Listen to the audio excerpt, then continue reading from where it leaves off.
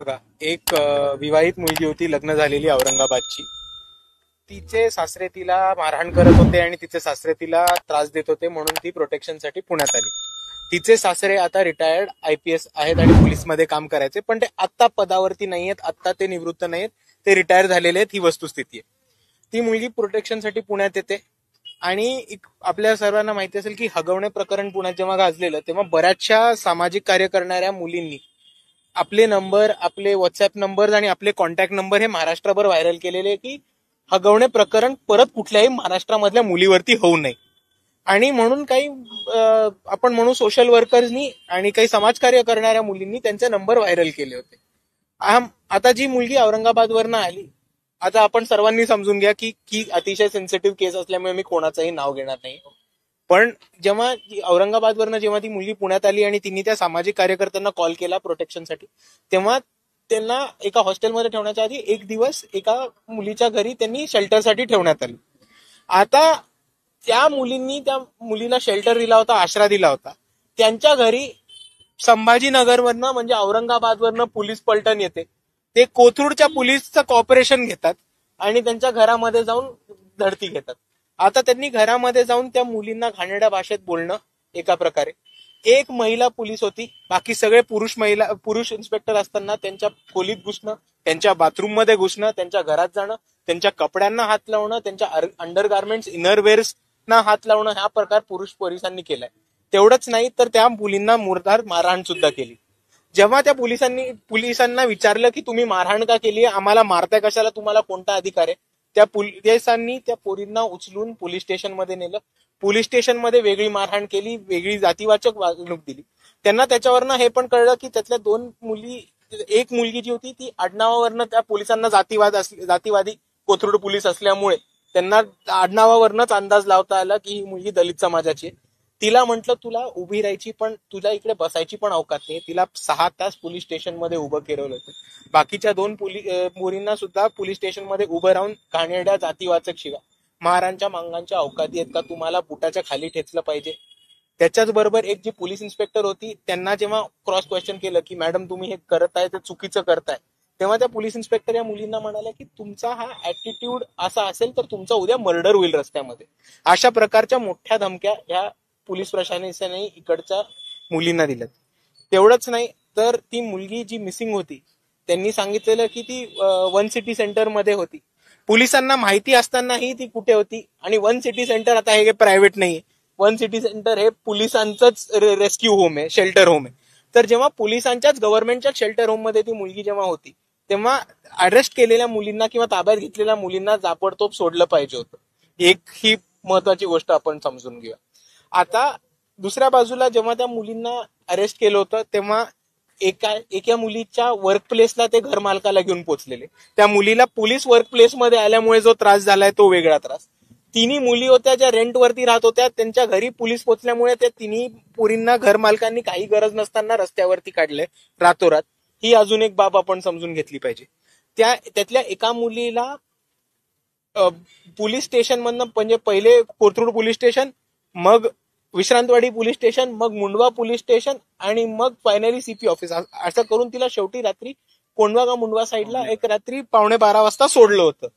तर आपण हे बघितलं असेल की सकाळी 11 वाजता उचललेल्या मुलीला रात्री 11:15 वाजता काहीही रिपोर्ट न करता सोडलं जातं. तिचं दिवसभर मेंटल टॉर्चर केलं जातं. हा झाला पोलिसांच्या वागणुकीचा भाग. आता दुसऱ्या बाजूला यायचं असेल तर आपण ह्याच्या लिगॅलिटीजकडे लिगॅलिटीजकडे येताना आपल्याला एक गोष्ट कळेल की इकडे संभाजीनगरची किंवा औरंगाबादची जर टीम पुण्यात आली असेल तर त्याला काहीतरी ऑफिशियल कॉरेस्पॉन्डन्स असतं. म्हणजे असं नसतं की औरंगाबादचे पोलीस गाडी घेऊन पुण्यात आले, त्यांनी पुण्यातल्या पोलिसांना फोन केला आणि म्हटलं भाऊ माझ्या गाडीत जागा आहे, तू येतो का माझ्याबरोबर फिरायला.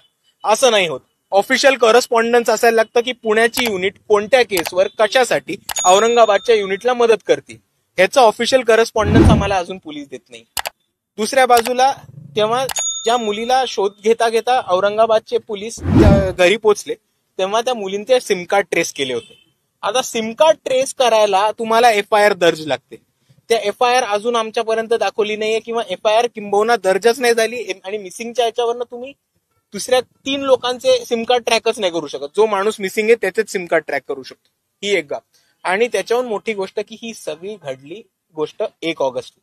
तेव्हापासून त्या 3 सामाजिक कार्यकर्त्या होत्या, त्यांच्याबरोबर ज्या मदत करणाऱ्या 2 ऍडव्होकेट्स होत्या आणि त्या सगळ्या एनजीओ सेक्टर मधल्या ज्या त्यांच्या सोबतीच्या ज्या सहकारी होत्या, त्या 3 दिवस झाल्या फिरतायत.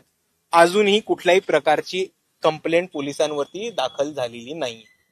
आपण सर्वांनी एक समजून घेऊयात की कॉन्स्टिट्यूशन मध्ये असं म्हटलेलं आहे की अट्रॉसिटीची कंप्लेंट असेल ती ताबडतोब घेतली पाहिजे पोलिसांनी आणि मग पुढे चौकशी होते. आता आम्हाला पोलीस चुकीचं उत्तर देतात की पहिले चौकशी होईल मग FIR करू. आता हा कॉन्स्टिट्यूशनचा भंग आहे, हा संविधानाचा भंग आहे. कारण संविधानामध्ये क्लिअरली लिहिलंय प्रोसिजर फॉलो करताना की पहिली FIR होईल आणि मग त्या FIRच्या आधारित चौकशी होईल. तर असं पूर्ण पद्धतीने एका बाजूला पोलीस दडपशाही करतात, दुसऱ्या बाजूला पोलीस पोरींचं टॉर्चर आणि मोलेस्टेशन करतात. त्या दलित समाजाच्या आहेत म्हणून त्यांच्यावरती अट्रॉसिटी करतात, त्यांना जातीवाचक शिव्या देतात. आणि आता CP ऑफिस पासून सगळे त्यांच्या सहकार्यांना वाचवण्यासाठी एक अट्रॉसिटी किंवा एक साधी कंप्लेंट पण नाही घेतात. ही आपल्या समोर ठेवलेली वस्तुस्थिती आहे. आता साधारण मागणी आणि कशी असणार आहे आणि साधारण किती वेळ या चर्चेला अजून लागण्याची शक्यता? हे बघा, किती वेळ लागेल हा फरक नाही पडत. मी तुम्हाला सर्वांना आतापासून सांगतोय की जोपर्यंत FIR दर्ज नाही होत तोपर्यंत आम्ही CP ऑफिस तरी सोडणार नाही. 1 दिवस लागू देत, 1 तास लागू देत, 2 महिने लागू देत, आम्ही CP ऑफिस सोडणार नाहीत आणि त्या मुलींचा FIR कोणत्याही परिस्थितीत घ्यायला लावू. आमची मूळ मागणी आहे की सगळ्यात पहिले त्यांनी प्रस्तुत करावं की या मुलींच्या घरी घुसलेले त्याचं सर्च वॉरंट आहे. मी एक एक मागणी हायलाइट करत येतो. आमची एक मागणी आहे की ज्या सर्च वॉरंटवरनं या मुलींच्या घरी दस्ती घेतली त्याचं सर्च वॉरंट द्यावं. दुसरी गोष्ट, ज्या औरंगाबादच्या टीमनी पुण्याच्या टीमला काम करायला बरोबर घेतलं त्याचा एक पुरावा द्यावा.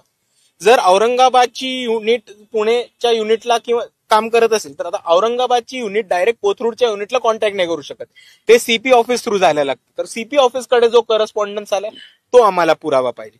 आणि खास करून सगळ्यात महत्वाची आमची ही मागणी राहील की या मुलींवरती जे अट्रॉसिटी, ब्रुटॅलिटी आणि पोलिसांनी टॉर्चर केलाय त्याच्यावरती लगेच FIR झाला पाहिजे. आता पोलीसवाले काय म्हणतात, अपडेट काय? आता पोलीसवाले आम्हाला असं म्हणत होते की 48 तास आम्हाला लागतील चौकशी करायला. आम्ही त्यांना सरळ म्हटले की ते आम्हाला मंजूर नाही. तुम्ही FIR आत्ताच्या आत्ता दर्ज करून घ्या. तुम्ही 48 तास घेत असाल तर आम्ही हे पकडू की तुम्ही FIR दाखल करायला आम्हाला सरळ नकार देताय. आणि जर ती परिस्थिती असेल तर आमचा पोलीस प्रशासनावरचा विश्वास उठून रस्त्यावरच्या लढाईवरती विश्वास येईल. आम्ही सर्व लोक थांबणार आहोत. इथे बऱ्याच इतर पक्षाची लोक सुद्धा आलेली आहेत आणि त्याचबरोबर वंचित बहुजन आघाडीचे पदाधिकारी आहेत. कालपासून आम्ही इथे आहोत. आम्ही सर्व इकडे थांबून राहू. पण काही कारवाईच होत नाही, वरिष्ठ स्तरावरून होत नाही, CP स्तरावरून होत नाही. तुम्ही किती वेळ असं बसणार? त्या मुली आता 3 दिवस झाला सगळा संघर्ष करतायत. मग नेमकं काय आलंय, काय अधिकारी चर्चा करतात? आज CP तर आता इथं नाहीये, वरिष्ठ अधिकारी सुद्धा कोऑपरेट करत नाही. त्याला जबाबदार कोण आहे? त्याला जबाबदार इकडची सरकार आहे. कारण माझं सरळ म्हणणं आहे की पॉलिटिकल बॅकिंग नसल्याशिवाय इतकं कोणी माजुरडेपणा करणार नाही. हा माझा सरळ म्हणणं आहे. जोपर्यंत पॉलिटिकल बॅकिंग नसेल तोपर्यंत औरंगाबादची टीम पुण्यात येऊन हा राडा करणं, मुलींना छळ करणं, मुलींच्या घरात घुसणं, जातीवाचकपणे त्यांना टॉर्चर करणं आणि त्याच्यानंतर 3 दिवस FIR पण नाही दर्ज करणं, याला संबंध पॉलिटिकल बॅकिंगचा आहे. आणि आपल्याला ठामपणे दिसतंय की एक मनुवादी ताकद इकडेच सत्तेत आली आहे आणि ते पोलिसांची या जातीवादी वागणुकीला पाठीशी घालते. गरजा हिंदुस्तान चॅनलला सबस्क्राईब करा आणि ताज्या घडामोडी जाणून घेण्यासाठी बेल आयकॉनवर प्रेस करा.